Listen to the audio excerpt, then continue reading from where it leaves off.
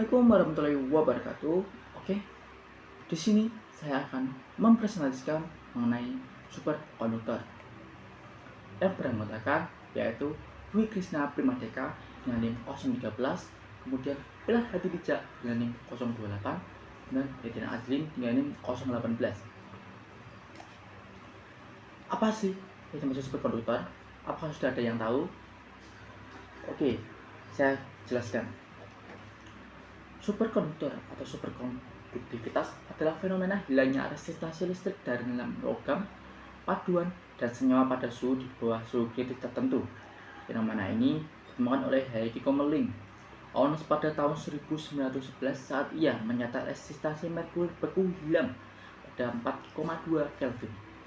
Material superkonduktor dapat kembali ke kondisi non-superkonduktor dengan medan magnet atau arus besar tertentu.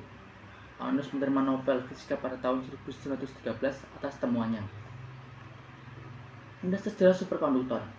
Fenomena ini pertama kali diamati pada tahun 1911 oleh Heikki Kommerling Onnes saat mendinginkan merkuri hingga suhu helium cair 4K atau minus 269 derajat Celcius. Pada suhu ini, muatan listrik merkuri tiba-tiba hilang. Fenomena yang dikenal dengan sebagai superkonduktivitas atau superkonduktor. Onnes kemudian memenangkan hadiah Nobel Fisika pada tahun 1913 untuk penelitiannya ini. Kemudian gambar samping yaitu merkuri dalam keadaan superkonduktor. Kemudian definisi superkonduktor. Superkonduktor adalah bahan yang menunjukkan sifat resistansi nol dan kemampuan mengusir medan magnet eksternal atau efek Meissner di bawah suhu tertentu, suhu kritis tertentu, atau temperatur kritis. Resistansi nol adalah tidak ada kehilangan energi dalam bentuk panas saat arus mengalir. Kemudian efek Meissner dari superkonduktor memblokir medan magnet eksternal, menyebabkan garis-garis medan terlepas dari material. Bisa dari NIM 028. Pertama yaitu prinsip-prinsip superkonduktor yang berteori dari BCS atau Buckin-Cooper-Skriver. Teori ini menjelaskan superkonduktivitas melalui pasangan elektron atau pasangan super yang bergerak tanpa hambatan ketika interaksi dengan isi kristal material. Pasangan super elektron-elektron dalam material membentuk pasangan yang bergerak dengan korelasi fase mengurangi hambatan.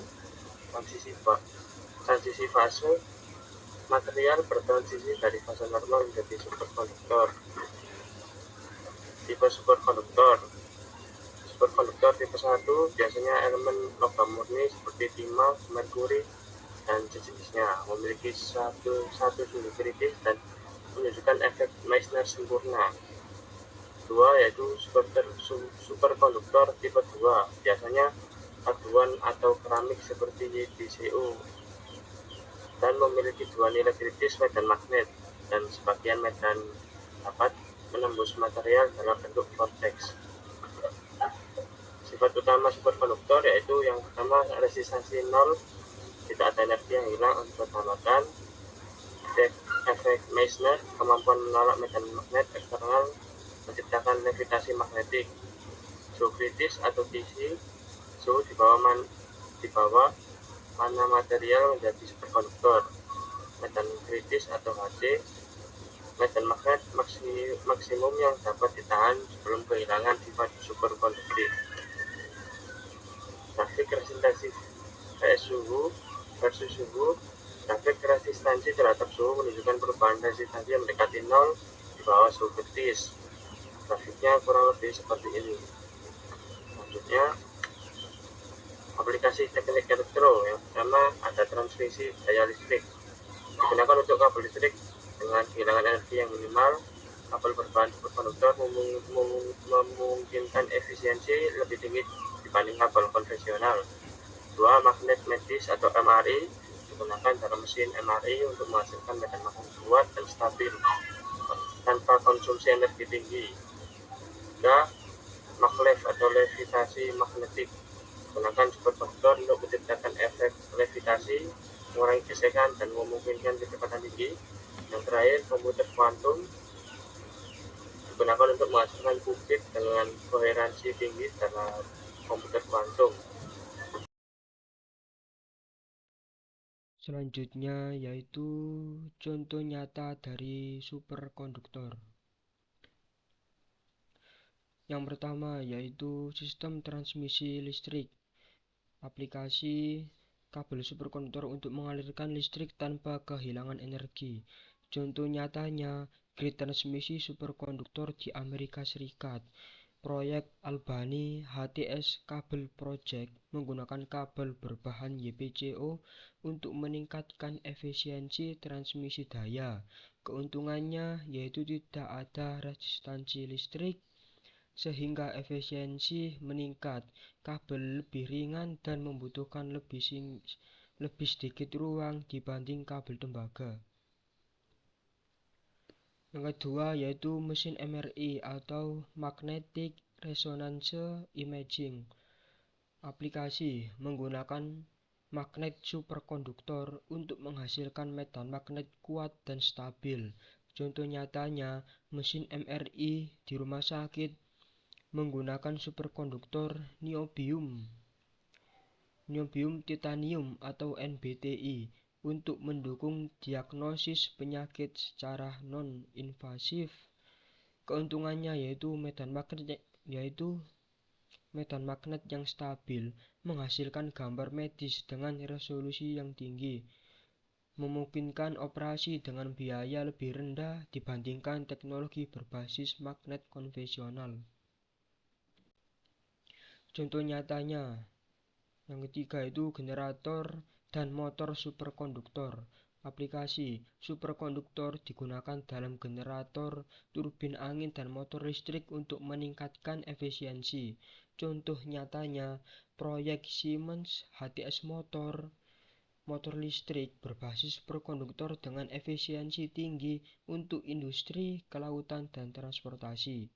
Keuntungannya mengurangi ukuran dan berat mesin, peningkatan daya keluaran tanpa peningkatan konsumsi energi. Kesimpulannya dari PPT superkonduktor ini yaitu superkonduktor adalah material unik yang mampu mengantarkan arus listrik tanpa resistansi saat berada di bawah suhu kritis. Fenomena ini didukung oleh sifat-sifat utama yaitu 1. Resistansi 0, menghilangkan kehilangan energi dalam bentuk panas, memungkinkan aluran arus yang efisien. 2. Efek Meissner, kemampuan untuk mengusir medan magnet eksternal yang memungkinkan aplikasi seperti levitasi magnetik. Konsep superkonduktivitas dijelaskan oleh teori BCS yang menunjukkan bahwa pasangan Cooper atau pasangan elektron memainkan peran penting dalam mekanisme ini. Superkonduktor dapat diklasifikasikan menjadi tipe 1 dan tipe 2 dengan material tipe 2 seperti YPCO menjadi yang paling relevan dalam aplikasi modern karena suhu kritisnya yang lebih tinggi. Relevansi dan aplikasi superkonduktor memiliki aplikasi praktis yang luas, antara lain yaitu 1. Sistem transmisi listrik bebas resistansi untuk meningkatkan efisiensi energi. 2. Magnet superkonduktor dalam mesin MRI untuk diagnosis medis teknologi. 3. Kereta maglev untuk transportasi cepat, generator dan motor efisiensi. Yang keempat, tinggi dalam industri, sirkuit komputer kuantum untuk komputasi masa depan. Terima kasih telah menonton video presentasi dari kelompok kami. Mohon maaf kalau ada salah kata. Wassalamualaikum warahmatullahi wabarakatuh.